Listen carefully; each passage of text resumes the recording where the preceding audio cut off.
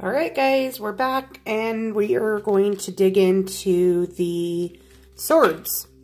So we've already done the unboxing, first impressions, and the further I got into this deck, the more I just am so intrigued by it. So I'm actually going through each suit.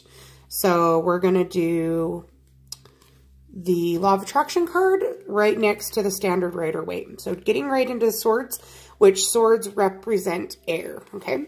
And air represents our intellect, our thoughts. So I think this one's pretty easy. It's adventure. Look how cool this is. Like, yes, fresh snow, fresh beginnings, out for new adventure. Like, what does the world have to offer? I'm here to kill it. I love this card. I'm a snowboarder, so yes, yes, yes.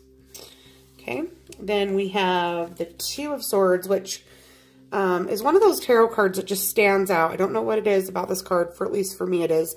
Now, traditionally, this woman's here, and she's blindfolded. We've got the moon here, which represents intuition, and she's got two swords crossed, so she's like undecided. She doesn't know what to do.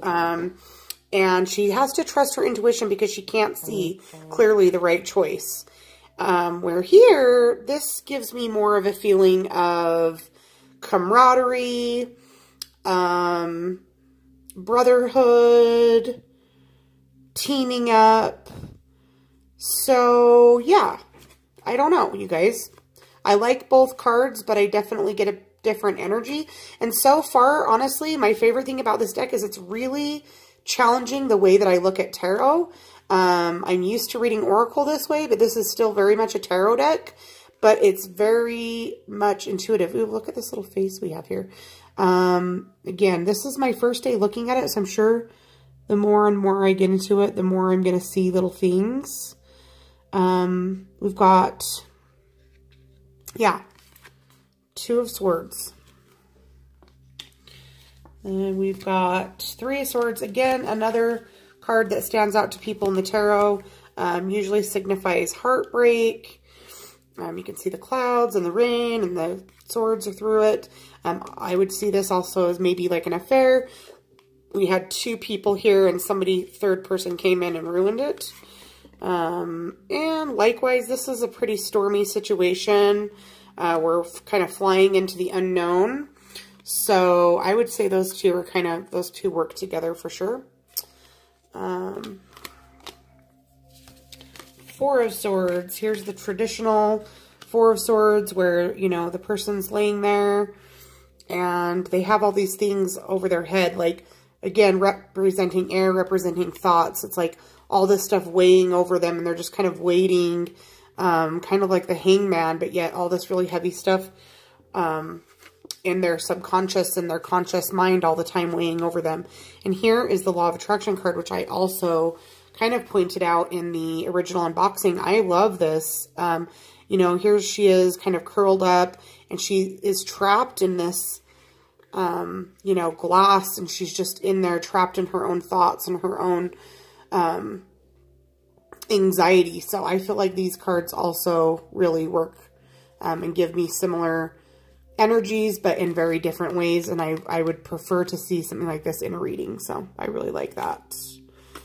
Next, the Five. So this is the traditional Five, and again, to me, the swords are the worst suit.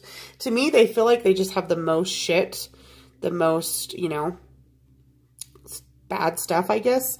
Again, we've got clouds, we've got some people who have lost. Their swords are on the ground. They're upset. And then here's this guy over here. You know, he's like, and picking up the swords and kind of picking up and profiting off other people's loss, I guess you could say. And that leads us to the Law of Attraction, which you know, this feels very stock market here. We've got a crash. And at the end of the day, there's always somebody profiting off of our loss, you know. And so that's very much, to me, the same energy, but you know, given to us in very different ways. So I really like these cards as well. That gets us to 6. So the traditional card is, so they've just had this last, in the Five of Swords, there was the battle, and now these guys are like going away from the battle, and The good thing about the Six of Swords is that they're going to leave all that behind them and they're going to be sailing into their future, okay? And here we've got 3 adults and they're holding this trampoline and there's somebody up here and they're, who is it? You know, where are they jumping to? Where are they going to? You know, just from based off of what I know about this card, they're not coming back. They've jumped up, but they're not coming back down. They've disappeared. You've also got the duality here, the light and the dark. So if I didn't know, like if this was my first tarot deck, I probably wouldn't have that same impression. But based off of what I know about this card, yeah, I still think they go good together. So there's that. The Seven of Swords. So here he is, again, kind of a trickster, you know, kind of going there to collect and running off with much more than he needs. You can see the tents behind here. So very much like a thief and a villain. I haven't had this card come up for a long time. So let's actually just go ahead and look up the meaning for that. Let's get to the swords. What is it? The 7? 7 of Swords, divinatory meaning. A plan that may fail, an unwise attempt to make away with what is not yours. Just stealing, right? Unstable effort, arguments over plans, spying, or other partial success. So it's definitely a bad person, definitely a trickster, a liar, a thief. Here is the 7 of Swords in the Law of Attraction, which this card is like, whoa, what is this? It almost reminds me of like a water slide, the covered water slides, and it's dark and there's water and then you see the light at the end of the tunnel. Also, it could be the birth canal. It could be a near-death experience. But no matter what, I don't see these cards working together. This does not seem at all the same as this. Let's look up the little white book that came with the deck and see what their meaning of this card is. So, Swords, 7 of Swords. Hope. So, you know, that's not really a card of hope to me, but apparently in this deck it's a hope card. Obstacles to releasing your dream. Oh, sorry. Obstacles to realizing your dream will be overcome with patience and willpower. Be careful of gossip. So that, you know, could be a gossipy card, but to me, this card is not, this card's just not doing it for me. I don't know. It's not because it doesn't match up with the Rider-Waite, because there's been several other cards, especially in the cups, that didn't, and I actually preferred this card. This one's going to have to grow on me, I think. So, next we have the 8. We've gotten ourselves into trouble again, so we've, you know, maybe we've been captured. Maybe this freaking sneaky ass kidnapped us and captured us, but here we are. But the thing is, the binding is not that tight. If we wanted to escape, we could. We're kind of imprisoned by our own belief that we're imprisoned, if that makes sense. We're actually, there's nobody there watching us. So if she would just kind of step into her power, she'd be able to escape. And here we have the 8 of Swords in the Law of Attraction. Kind of reminds me of like a city in London or Tokyo. It feels foreign.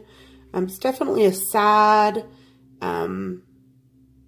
anxiety. Again, we're dealing with swords, so we're thinking of our thoughts, right? And the way that our thoughts control us. And so I guess it would be hard for me not to bring this energy into it. But like I said about previous cards, if I had only seen this and I didn't know the Rider-Waite system, I don't know that I would get that meaning, but it's definitely not the happiest of cards, right? A lot of anxiety. So then we're going to get to 9. Again, just being literally waken up by our anxiety, by our thoughts, by our worries, by our false belief systems. You know, he literally cannot sleep. There's just so much hanging over him. And here we have this. And to me, it's like this is us and this is our ego. And sometimes our ego seems like this giant, and it's talking down to us, and it's telling us that we're stupid and that we can't do this and we'll never amount to anything, and it's overshadowing us.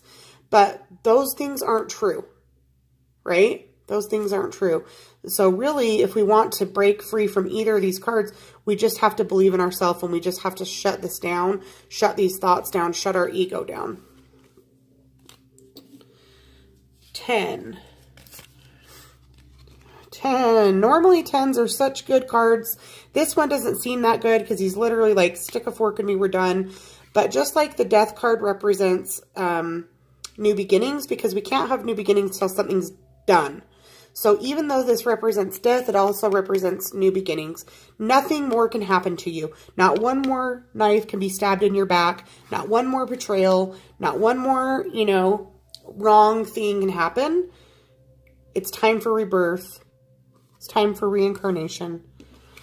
Here's the 10 here. And again, we've got like a tsunami here. And it's going to take this boat down. But guess what? Then you get to come back. So now we're going to get into the Page of Swords. So, young man. Again, this is one that I haven't looked up for a long time. Let's look this one up. I don't get a lot of swords in my readings or my readings for my clients. Luckily, I tend to attract more pentacles and cups. So Page of Swords, divinatory meaning, a young person who might be a page in the diplomatic or government service. He or she already has a great understanding and knows how to use diplomacy. So they're a diplomat. Now, how that's going to tie into the card here, I don't really know. But if I'm being honest, if you remember from the last one, I said I didn't really know which one of these is the page and which one of these is the knight. So I just am guessing here. So we've got this cowboy, but he's not chasing a cow. He's chasing a person. That's actually maybe making me think it's more this card going after something. Let's try to switch these around. So if we switch this to here, this could be him.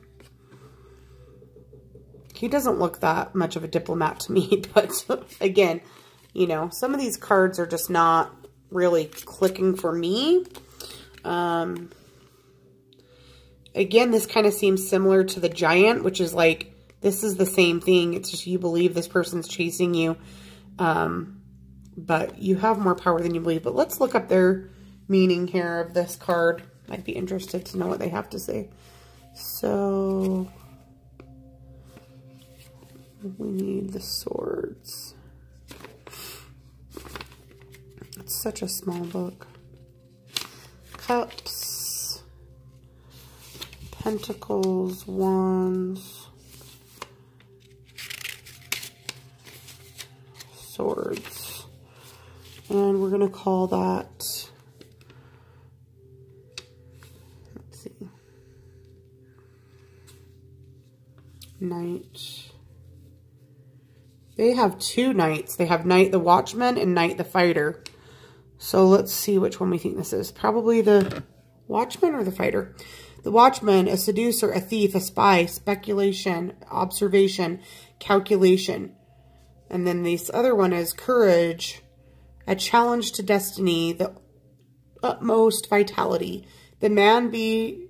Sorry, you guys, this is so small I can't read it. A man may be your friend or a champion in making your dream come true.